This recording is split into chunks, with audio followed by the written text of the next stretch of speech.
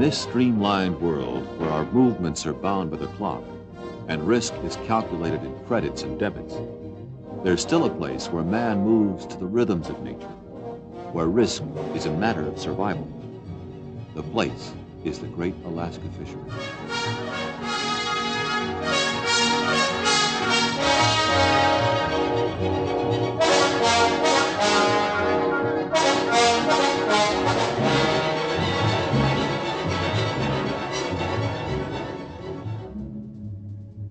The Alaskan coastline is longer than the coast of the entire conterminous 48 states.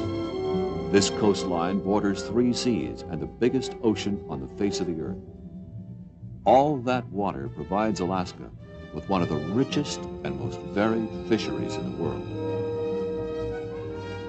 Perhaps the most unique creature sought here and the most prized is the Alaska king crab. Every autumn, this giant crustacean becomes the object of an effort heroic in its intensity. As great as the area that produced him, this delicacy is found in southeast Alaska, in Prince William Sound on the Gulf Coast, in Cook Inlet, and near Kodiak Island. But the value placed on this noble quarry is defined by the risk that man will accept in order to trap him, for the prime fishing grounds are in the Bering Sea.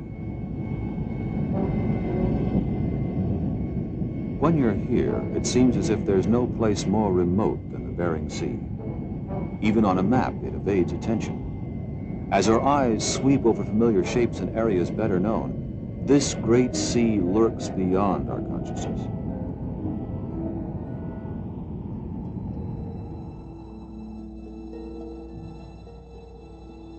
Maybe it's the lack of our own kind that makes it seem so distant.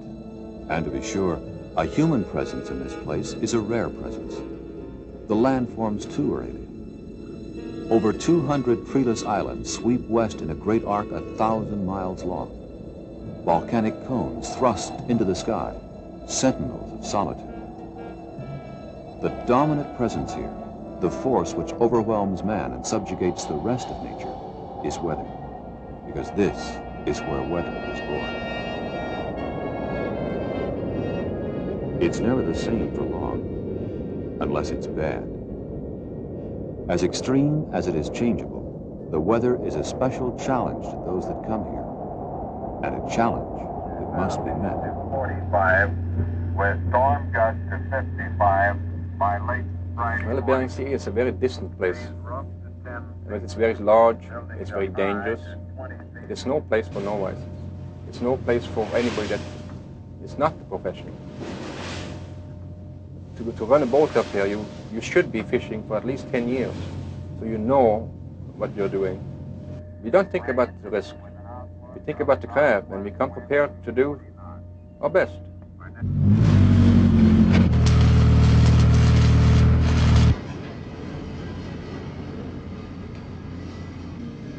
For boats and crew, the season begins under the placid blue skies of late summer. Repairs are made, fishing gear is loaded. Food and clothing for the entire season is purchased and stored. All contingencies must be considered now. Everything needed for the onslaught of work and weather to come must be taken because the fishery lies 2,000 miles north and a world away.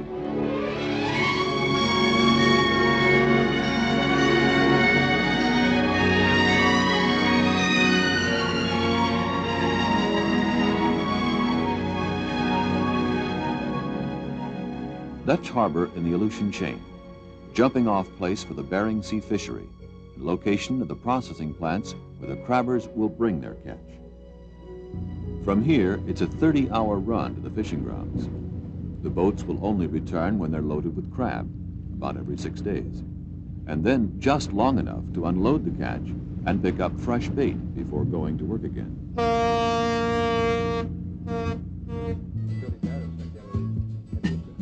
For the rest of the season, home for the fishermen will be the boat. Like any home, it takes on the personal feeling of those who live in it. Favorite music is played on tape decks. Food is good and plentiful, and the mood is congenial.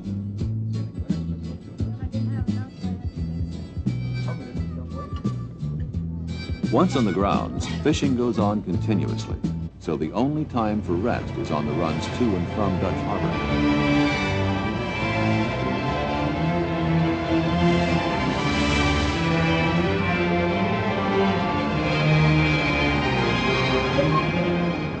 The boat itself is a modern hybrid designed for multiple use. Because of its cost, it must work continually. When the crab season is over, it can trawl or drag for bottom fish. Modern electronics aid in navigation and locating the quarry, but fishing is still a skill acquired and sharpened by long experience and a special sense. Fishing king crab is different from any other kind of fisheries. Any other kind of fisheries, you can find it on some kind of depth finders, sonar, anything. Crab, you have to use parts by law.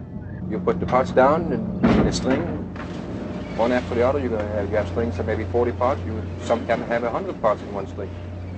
Like I said, you can't find crab on a meter. You can't find, there is no instrument that will show where the crab is at. The experience is important because you know where the crab has been before. It doesn't necessarily tell you that it's going to be there at the same time next year. Like prospectors looking for gold, the fishermen explore one area with their gear and then another until the crabs are located. King crabs are particular, so fresh bait must be used to attract them. Herring is most commonly used. The bait jars, punctured to release traces of bait into the water, are hung in the crab pots. The herring will only be effective for about 18 hours. So every time a pot is brought up, the bait must be changed. The pots are steel-framed, net-covered cages with a funnel-shaped entrance for the crab. The size and shape of the tunnel prevents crabs of commercial size from escaping. Each pot weighs about 650 pounds empty. Enough line to reach the surface is attached to each pot, and this line is floated with 2 buoys, 2 in case one deflates. Numbers on the buoys identify the vessel to which they belong.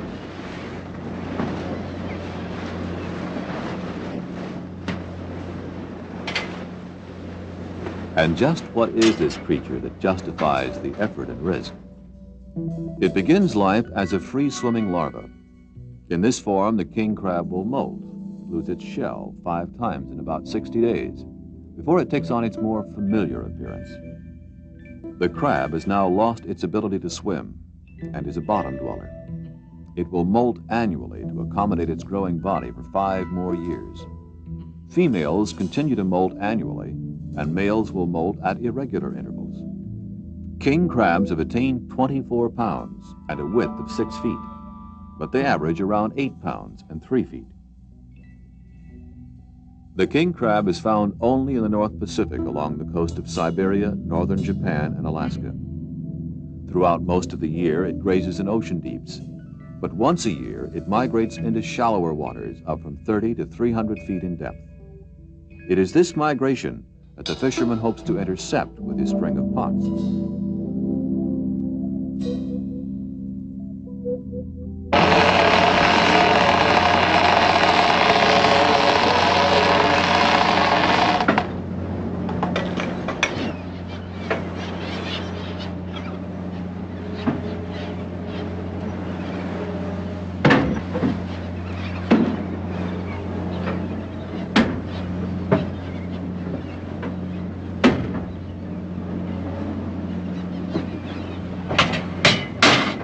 When the crab is located, fishing begins in earnest. The season is only open until a prescribed tonnage of crab is obtained.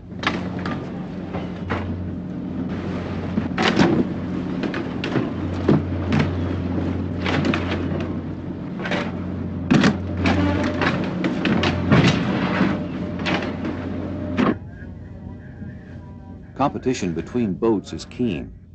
The fishermen race to fill their holes, run to the processing plants, unload, and return to the grounds for more crab in order to gain their maximum share of the harvest. But their efforts are tempered with a wisdom born of the sea and a concern for the health of the fishery. Females, of course, you cannot take. You have to take just the males, and they have to be 6.5 inches right now.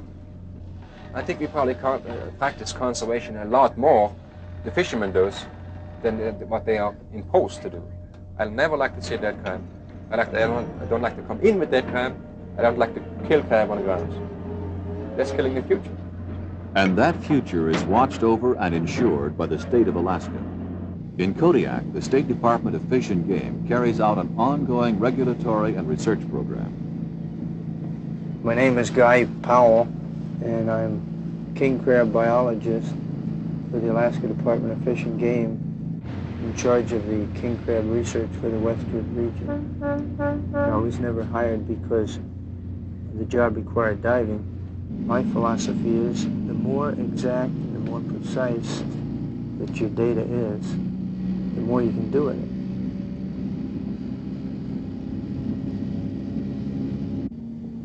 Anytime you can study a phase of the biology of the king crab by just entering the natural environment and studying the crabs in their natural habitat, it's always the preferred way of doing it. At least the results seem more applicable to what may be happening in nature.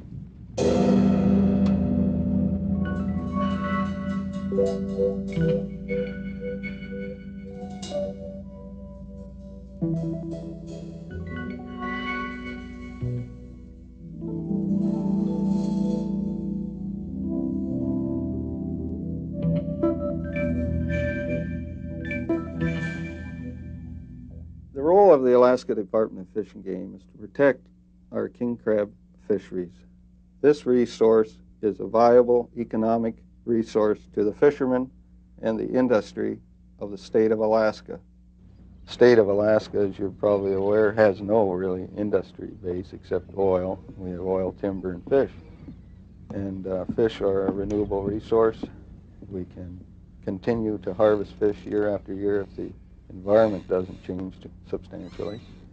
Oil, of course, is not renewable. It can be depleted, and when the oil is gone, that's it. Fish we can manage, so they will be a renewable resource every year in Alaska.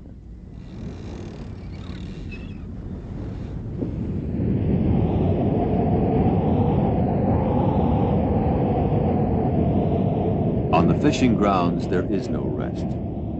Even when that great weather generator, the confluence of the North Pacific and the Bering Sea, lives up to its reputation, the work goes on, its desperate repetition.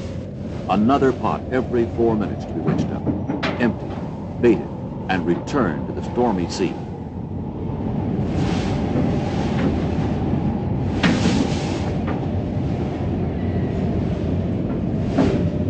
As far as hard work, walking every day, a lot of times you walk 20 hours, sometimes you walk 24 hours. Once you get on the grounds, you run fast continuously till you are full.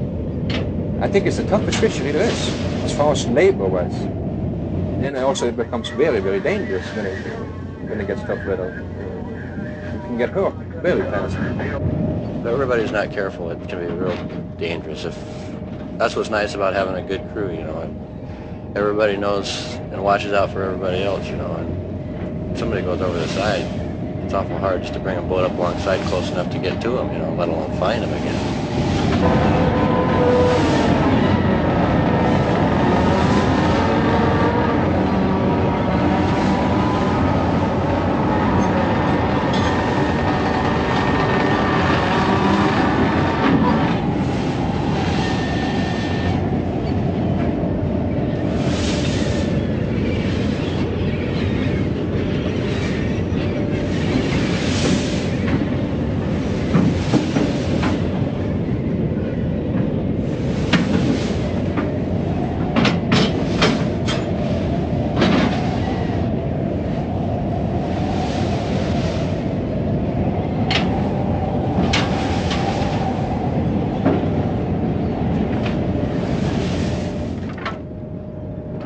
Good crew is important because you got to work as a team, and the faster you can work, the more pots you'll haul, and the more crab you're going to put in, and the easier it makes it for everybody else on deck if everybody works good together.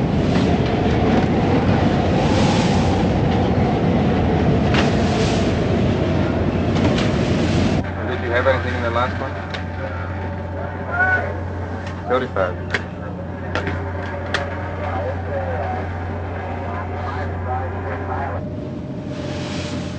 Perhaps it's a trick of nature that man considers a creature so formidable in appearance to be such a delicacy on the table. But demand justifies the effort. I don't know why I do it. That's why I keep asking myself every year. You're out fishing on a trip and you go in and unload and you swear when you're out fishing that you're never going fishing. You're quitting when you get in. You get in there and, well, it wasn't so bad, you know. And it just kind of gets into your blood, I think.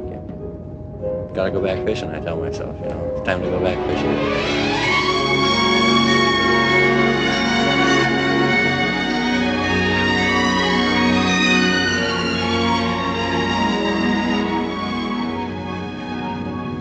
When the boat is full, it heads for the processing plant to unload. The catch is kept live in holding tanks full of circulating seawater. The skipper wants to get in as fast as possible so the boat can return to the fishing grounds. But if he runs too fast in heavy swells, the pounding will kill the crab. So he runs carefully, judging the seas. In spite of the remote location, processing plants have been set up as close to the fishery as possible. This ensures minimum loss of crab aboard the fishing boat and a more efficient time frame for the run in and return to the fishing grounds. In order to ensure a quick turnaround, the boat is reserved an unloading time at the dock. Processors will only accept live crab, so the boat is paid by the delivered live weight of its catch. If the crab cannot be processed immediately, it is transferred to the processor's holding tanks, where it's kept alive. 1972.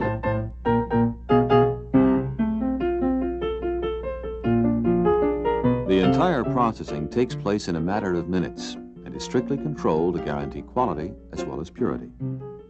The live crab is butchered and cooked immediately.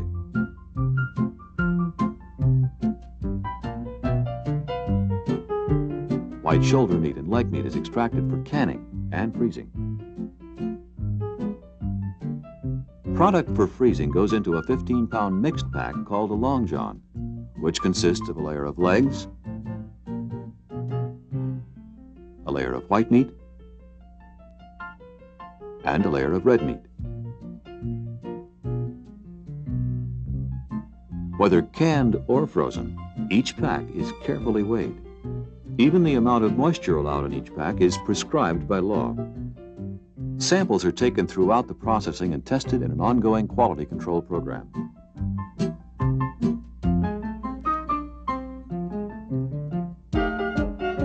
The product is quick frozen in modern freezers to ensure just caught sweetness and freshness.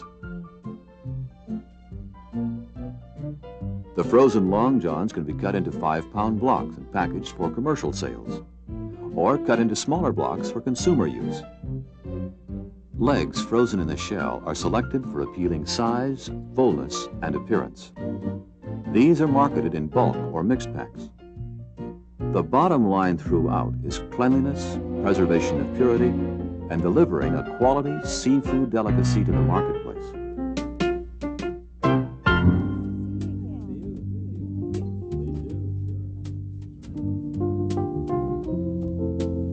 You can find this delicious treat served in the finest restaurants all over the country. King crab, in my estimation, is one of the finest crab meat you can use. My name is Louis Capella. I've been in business for the last 42 years. I've been executive chef for the last 25 years. And king crab meat, in my estimation, is so delicious. It's a flavor all of its own. It's a very elegant, luscious piece of meat. It's something different. People ask for it. And for a fine cocktail party or a good banquet, you all use king crab meat because people are pleased when they get it. They admire it when they see it. The color, it makes the plate look beautiful.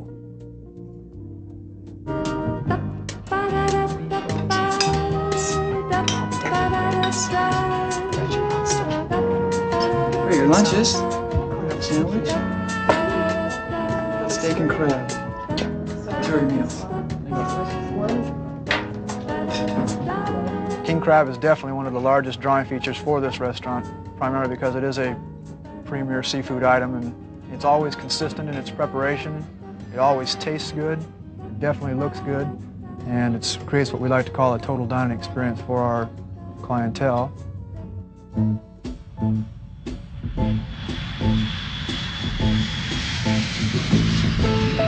The quality of food service is very important to the airline. We feel that king crab is such a product. We create very many dishes with king crab. It's elegant, tasty, sweet, and tender. Also, it is very high in protein. Our traveling public responds very favorably to king crab. It's one of the few dishes we have never had any problems with. What the best restaurants and airlines do for you, you can do for yourself. I work hard, I play hard. People are important to me, so I like to have friends over for little get-togethers. That means doing something special. With my schedule, I don't have a lot of time to spend in preparation. King crab is ideal. It's quick, it's elegant, it's different. This Newburg is practically a specialty of mine. Everyone thinks it's great.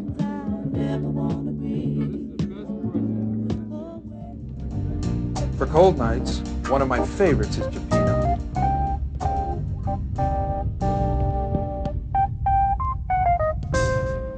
The crab fruit salad is great too. Quick and it looks dynamite. Very impressive. I've also served the crab legs au vent for special occasions. It always works.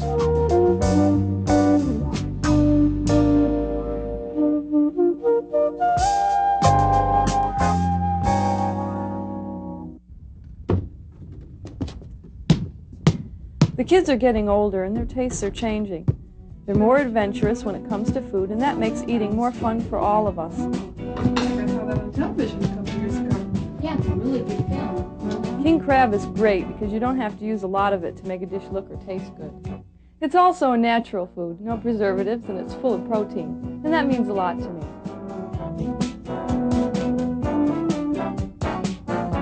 This cream crab sauce changes ordinary spaghetti into a real treat. Give me a big piece of king crab. I know. You're not thinking this? Yep. This crab is really good looking. Make one whole piece of it. Everybody always appreciates the marinated split legs. King crab is really terrific for barbecuing. The grilling brings out the herb flavors. It's delightful.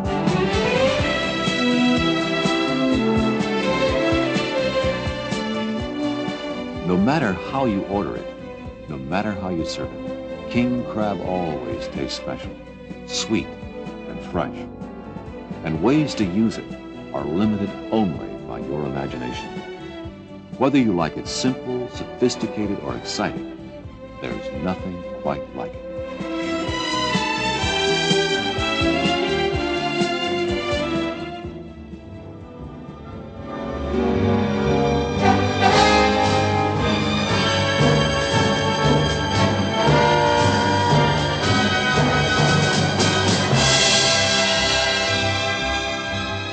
From wind-swept volcanic seas where man's will is tested, from enlightened scientific management and stringent quality control, a great combination of nature and human effort result in an opportunity for you, an opportunity to experience this unique delight, Alaska king crab.